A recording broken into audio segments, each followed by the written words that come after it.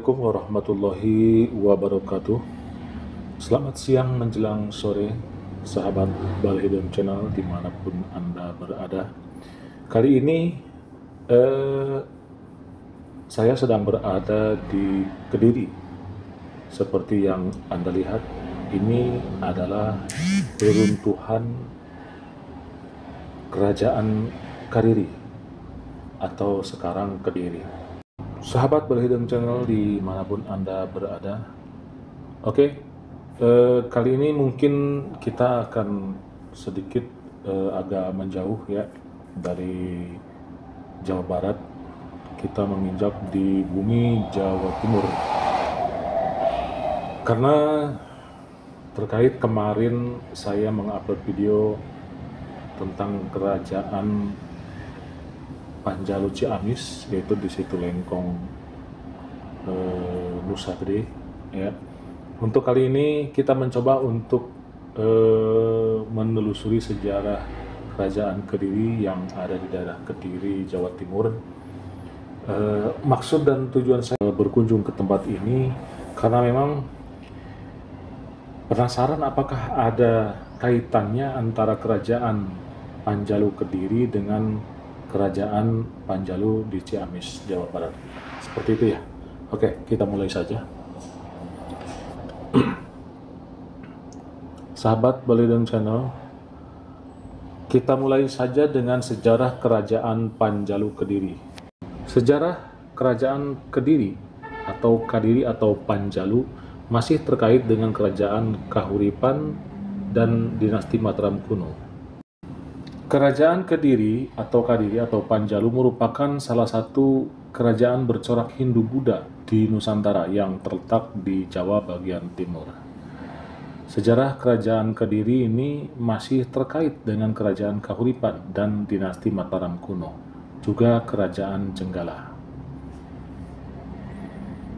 Kahuripan yang dipimpin oleh Raja Airlangga 1009 sampai 1042 Masehi adalah kerajaan turunan dinasti Mataram kuno periode Jawa Timur. Tamatnya kerajaan Kahuripan yang berpusat di sekitar Sidoarjo inilah yang menjadi awal riwayat dua kerajaan baru, yakni Jenggala dan Daha atau Kediri. Sebelum wafat, Raja Airlangga sejatinya sudah menunjuk penerusnya untuk memimpin kerajaan Kahuripan, yaitu putrinya yang bernama Sang Rama Wijaya Tunggadewi.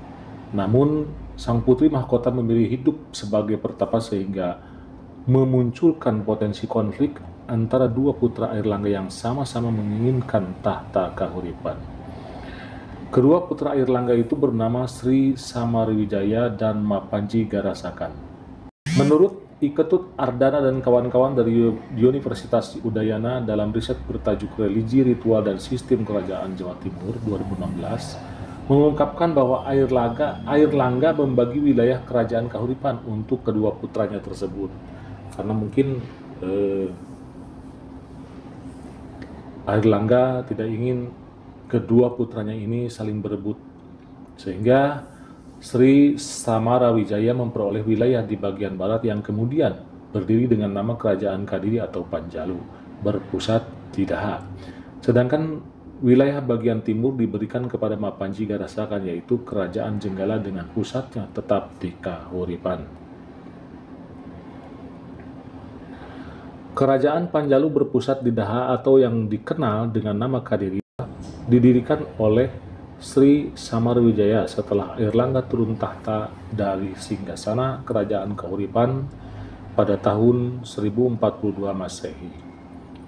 Meskipun wilayah kekuasaan kerajaan Kahuripan sudah dibagi sama rata, namun polemik antara kerajaan Panjalu atau Kediri dengan kerajaan Jenggala masih kerap terjadi. Salah satu bukti terjadinya perang saudara tersebut adalah dengan prasasti Ngantang. Di prasasti ini tercatat tulisan Panjalu Jayati yang artinya Panjalu menang. Catatan tersebut diperkirakan merujuk kepada kemenangan Panjalu atas Jenggala. Selain itu ditemukan pula prasasti Turun Hyang yang berangkat tahun 1044 Masehi. Isi dari prasasti ini adalah memberitakan adanya perang saudara antara kedua kerajaan sepeninggal Airlangga. yakni Kerajaan Jenggala melawan Kerajaan Kediri atau Panjalu. Kerajaan Jenggala akhirnya benar-benar runtuh pada tahun 1059 Masehi. Dengan demikian, Kerajaan Panjalu atau Kediri menjadi satu-satunya dinasti keturunan Airlangga yang masih berkuasa.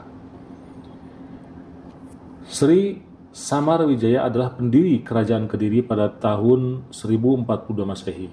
Kemudian, berdasarkan prasasti Sirah Keting tahun 1104 Masehi, ditemukan nama Sri Jayawarsa sebagai penguasa Kerajaan Kediri pada periode tersebut. Kerajaan Panjalu mengalami masa kejayaan pada masa Sri Jayabaya pada tahun 1135 sampai 1157 Masehi. Kalau dikutip dari tulisan bertajuk Sejarah Panji dalam majalah Adiluhung edisi 14 2017, catatan Cina berjudul Ling Wai Tai Ta yang ditulis oleh Chow Kufei pada tahun 1178 memperkuat hal tersebut. Chow Kufei menuliskan bahwa pada masa-masa itu negeri-negeri di dunia yang paling kaya selain Cina adalah Arab atau dinasti Abbasiyah, Jawa, dan Sumatera. Untuk Jawa disebutkan Kerajaan Panjalu, sedangkan Sumatera kala itu menjadi pusat pemerintahan Kerajaan Sriwijaya.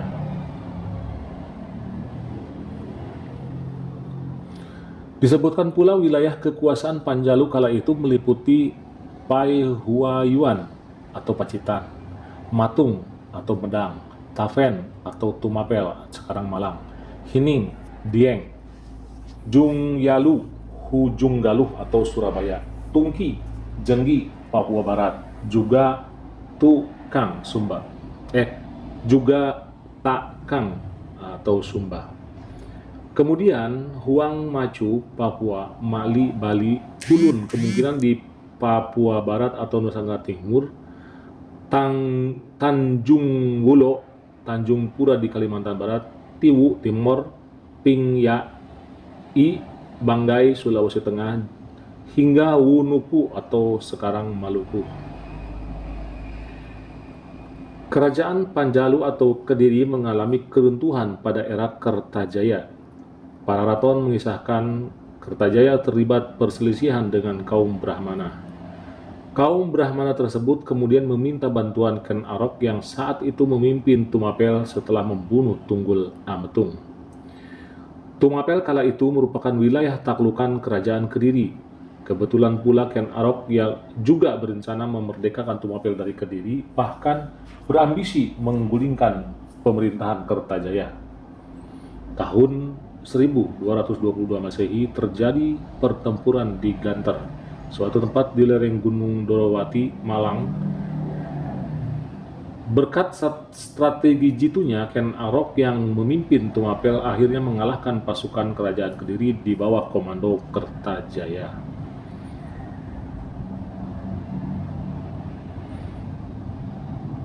Dikutip dari Sudes dalam The Indianist State of Southeast Asia 1968, kekalahan Kertajaya sekaligus mengakhiri riwayat Kerajaan Kediri. Ken Arok kemudian mendeklarasikan Tumapel sebagai kerajaan yang pada akhirnya dikenal dengan nama Kerajaan Singasari. Beberapa peninggalan sejarah termasuk prasasti yang menceritakan mengenai Kerajaan Panjalu atau Kediri antara lain Prasasti Pucangan, Prasasti Pamwatan, Prasasti Gandahuki, Gandakuti, Prasasti Mataji, Prasasti Turun Hyang, Prasasti Ngantang, Prasasti Sirah Keting, Prasasti Hantang, Prasasti Talan, Prasasti Jepun, Prasasti Panlegan, Prasasti Kahyunan, Prasasti Waleri, Prasasti Angin, Prasasti Jaring, Prasasti Semanding, Prasasti Ceker, Kakawin Baratayuda, Situs Tondowongso di Kediri, dan lain-lain.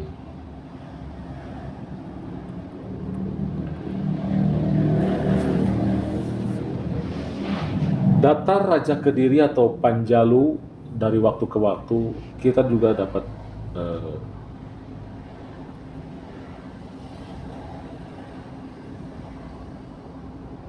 Datar Raja Kediri atau Panjalu, yaitu yang pertama Maharaja Sri Sambarawijaya sejak tahun 1042 Masehi, Maharaja Sri Jitendrakara sekitar tahun 1051 Masehi, Maharaja Sri Bameswara 1117 sampai 1130, Maharaja Sri Jayabaya 1135 sampai 1157 Masehi, Maharaja Sri Sarweswara 1159 sampai 1161 Masehi, Maharaja Sri Aryaswara sekitar tahun 1171,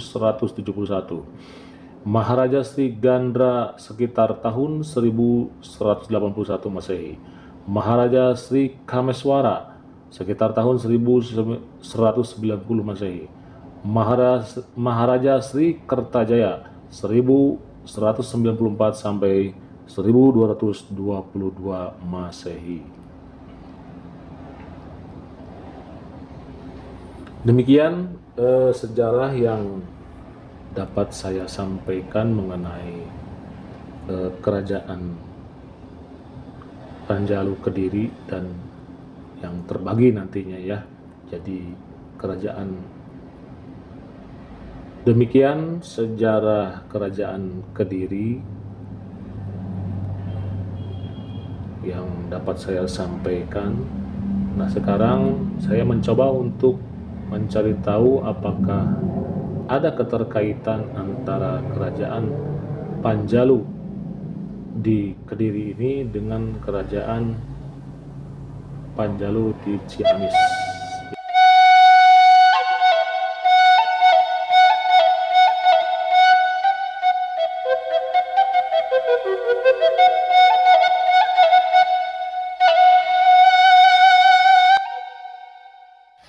Nah, sekarang kita mencoba untuk mencari tahu Panjalu, sebuah kerajaan yang ada di Ciamis, Jawa Barat.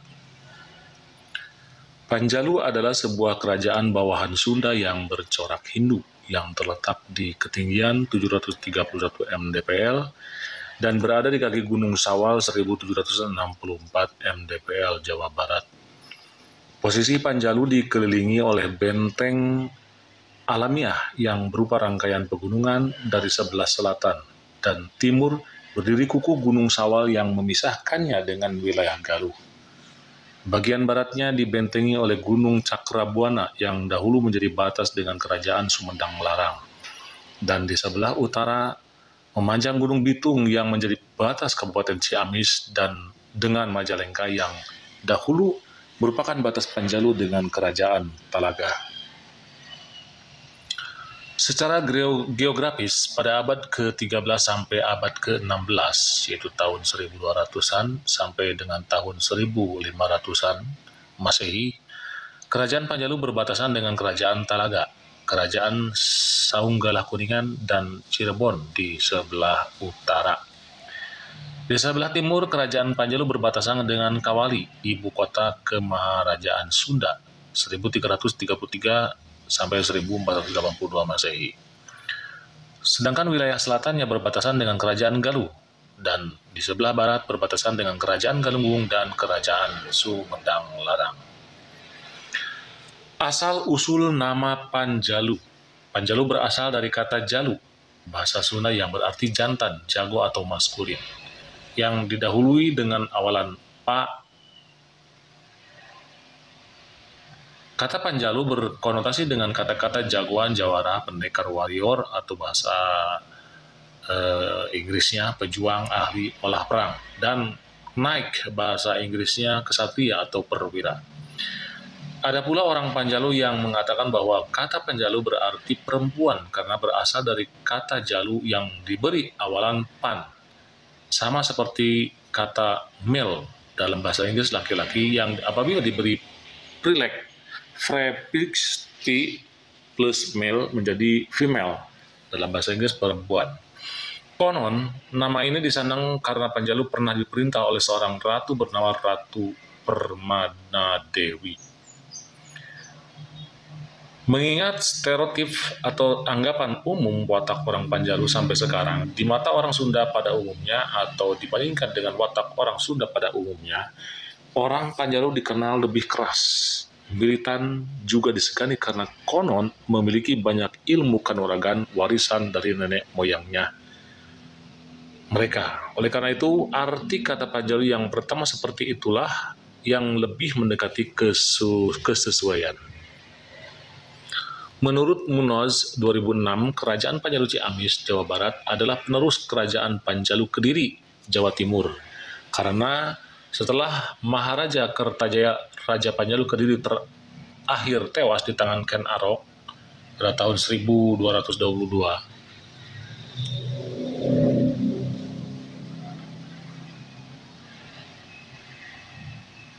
karena setelah Maharaja Kertajaya Raja Panjalu Kediri terakhir tewas di tangan Ken Arok pada tahun 1222, sisa-sisa keluarga dan pengikut Maharaja Kertajaya itu melarikan diri ke kawasan Panjalu Ciamis. Itulah sebabnya kedua kerajaan ini mempunyai nama yang sama dan Kerajaan Panjalu Ciamis adalah penerus peradaban Panjalu Kediri. Nama Panjalu sendiri mulai dikenal ketika wilayah itu berada di bawah pemerintah Prabu Sanghyang Rangga Gumilang. Sebelumnya, kawasan Panjalu lebih dikenal dengan sebutan Kabuyutan Sawal atau Kabuyutan Gunung Sawal.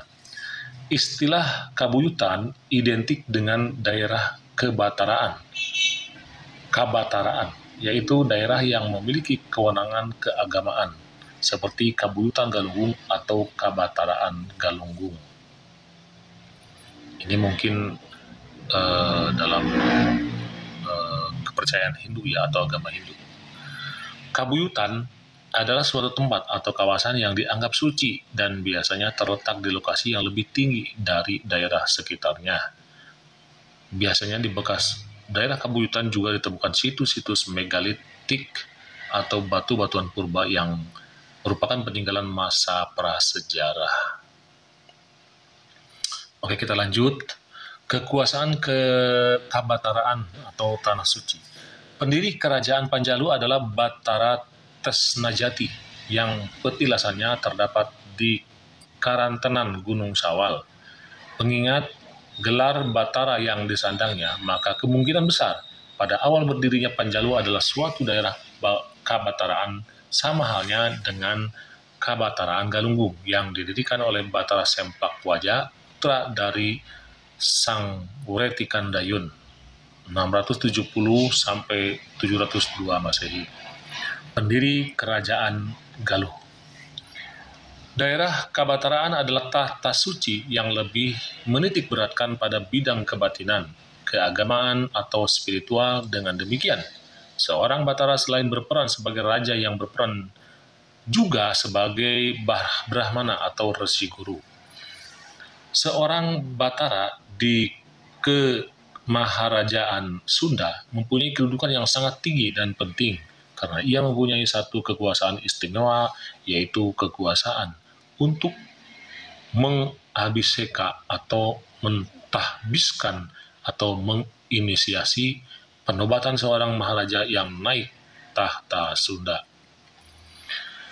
Menurut sumber sejarah Kerajaan Galunggung, para Batara yang pernah bertahta di Galunggung adalah Batara Sempakwaja, Batara Kuncung Putih, Batara Kawindu, Batara Wastuhayu, dan Batari Hyang. Berdasarkan keterangan prasasti Gegerahan Juang, Batari Hyang dinobatkan sebagai penguasa Galunggung pada tanggal 21 Agustus 1111 Masehi atau 13 Bhadrapada 1033 Saka. Kabataraan Galunggung adalah cikal bakal Kerajaan Galunggung yang di kemudian hari menjadi Kabupaten Sukapura atau sekarang Tasikmalaya. Besar kemungkinan setelah berakhirnya periode kebataraan Galunggung, itu kekuasaan kabataraan di Kamaharajaan Sunda dipegang oleh Batara Tesnajati dari Karantenan, Gunung Sawal atau Panjalu. Adapun para Batara yang pernah bertata di Karantenan Gunung Sawal adalah Batara Tesnajati, Batara Layah, dan Batara Karimun Putih. Pada masa kekuasaan Prabu Sanghyang Rangga Gumilang atau Sanghyang Rangga Sakti, putra Batara Karimun Putih, Panjalu berubah dari kabataraan menjadi sebuah daerah kerajaan. Diperkirakan kekuasaan kabataraan Sunda kala itu dilanjutkan oleh Batara Prabu Guru Aji Putih di Gunung Tembong Agung. Prabu Guru Aji Putih adalah seorang tokoh yang menjadi perintis kerajaan Sumedang Larang. Prabu Guru Aji Putih digantikan oleh putranya yang bernama Prabu Resi Taji Malela. Menurut sumber sejarah Sumedang Larang, Prabu Resi Taji Malela hidup sejaman dengan Maharaja Sunda yang bernama Raga Mulia Luhur Prabawa 1340 sampai 1350 Masehi. Prabu Resi Taji Malela digantikan oleh putranya yang bernama Prabu Resi Lembu Agung. Kemudian Prabu Resi Lembu Agung digantikan oleh adiknya yang bernama Prabu Gajah Agung yang berkedudukan di Ciguling. Di bawah pemerintahan Prabu Gajah Agung, Kerajaan Sumedang Larang bertransisi dari daerah kabataraan menjadi kerajaan. Kekuasaan kabataraan di Kemaharajaan Sunda kemudian dilanjutkan oleh Batara Gunung Picung yang menjadi cikal bakal Kerajaan Talaga atau Majalengka sekarang.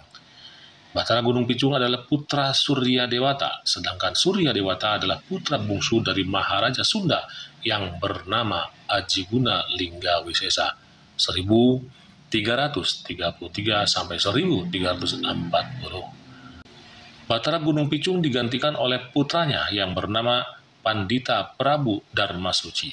Sedangkan Pandita Prabu Darmasuci kemudian digantikan oleh putranya yang bernama Begawan Garasiang. Begawan Garasiang digantikan oleh adiknya sebagai Raja Talaga yang bernama Sunan Talaga Manggung, dan sejak saat itu pemerintahan Talaga digelar selaku kerajaan. Kita beralih kepada Kerajaan Sunda. Kerajaan Sunda adalah suatu kerajaan yang merupakan penyatuan dua kerajaan besar di tanah Sunda yang saling terkait erat, yaitu Kerajaan Sunda yang didirikan Maharaja Terusbawa 669 sampai 723 Masehi dan terletak di sebelah barat Sungai Citarum, serta Kerajaan Galuh yang didirikan Sang Hyang atau Sang Wretikandayun 670 sampai 702 Masehi dan terletak di sebelah timur Sungai Citarum. Kerajaan Sunda dan Kerajaan Galuh adalah pecahan dari kerajaan Tarumanagara 358 sampai 669 Masehi. Kemudian kedua kerajaan tersebut dipersatukan kembali di bawah satu mahkota Maharaja Sunda oleh Cicit Wretikandayun yang bernama Sanjaya 723 sampai 732 Masehi. Putra Sena atau Bratasena 709 sampai 716. Raja Galuh ketiga ini sebelumnya bergelar Rakyan Jamri dan setelah menjadi menantu Maharaja Sunda Tarusbawa diangkat menjadi penguasa kerajaan Sunda bergelar Sang Haris Dharma. Sang Haris Dharma setelah berhasil menyatukan Galuh dan Sunda bergelar Sanjaya. Berdasarkan peninggalan sejarah seperti prasasti dan naskah kuno, ibu kota kerajaan Sunda berada di daerah yang sekarang menjadi kota Bogor, yaitu Pakuan Pajajaran. Sedangkan ibu kota kerajaan Galuh adalah yang sekarang menjadi kota Ciamis, tepatnya di Kawali. Namun, banyak sumber peninggalan sejarah yang menyebutkan bahwa perpaduan kedua kerajaan ini dengan nama kerajaan Sunda saja, atau tepatnya Kemaharajaan Sunda, dan penduduknya sampai sekarang disebut sebagai orang Sunda. Panjalu adalah salah satu kerajaan daerah yang termasuk dalam kekuasaan Kemaharajaan Sunda, karena wilayah kerajaan Sunda sejak masa Sanjaya 723-732 Masehi sampai dengan Sri Baduga Maharaja 1482 sampai 1521 adalah seluruh Jawa Barat, termasuk Provinsi Banten dan DKI Jakarta, serta bagian barat Provinsi Jawa Tengah, yaitu mulai dari ujung kulon di sebelah barat sampai ke Sungai Cipamali atau sekarang Kali Brebes dan Sungai Ciserayu, Kali Serayu di sebelah timur. Menurut naskah Wangsakerta, wilayah kerajaan Sunda juga mencakup Provinsi Lampung sekarang sebagai akibat dari pernikahan antar penguasa daerah itu. Salah satunya adalah Niskala Wastu Kencana 1371-1475 Masehi yang menikahi Nyai Rara Sarkati, putri penguasa Lampung.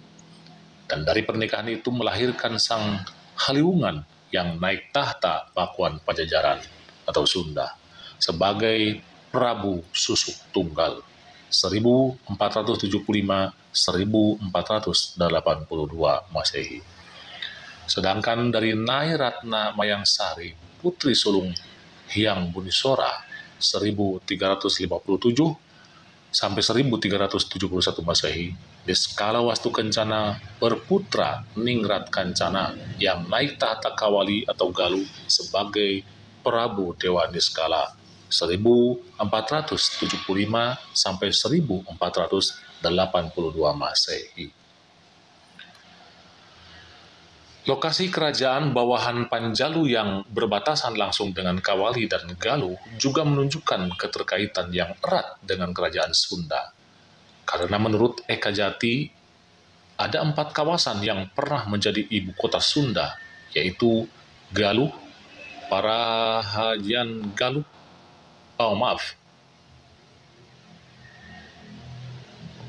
Parahajan Sunda, Kawali, dan Pakuan Pajajaran.